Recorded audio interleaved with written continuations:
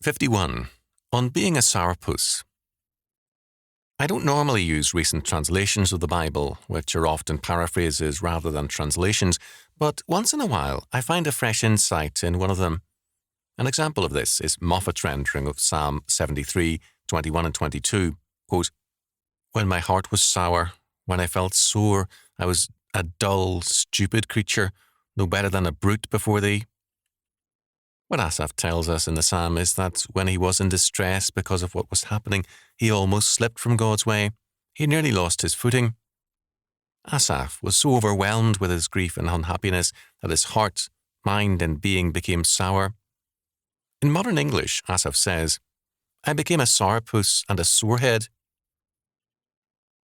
This was a way of leaving God, of being far from God, but Asaph came to realize that "they that are far from thee shall perish."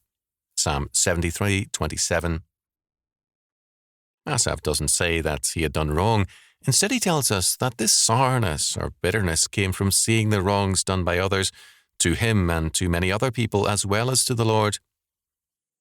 All this embittered him until he came to realize that his sourness hadn't changed the ungodly. It had instead changed him and harmed his relationship to the Lord. For a time then, Asaph's godliness had been undercut by his sourness.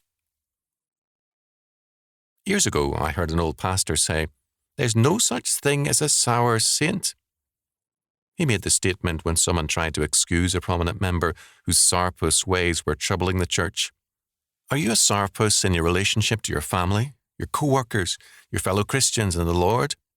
Remember, no matter what the cause, being a sourpuss changes nothing except your relationship to God and to man.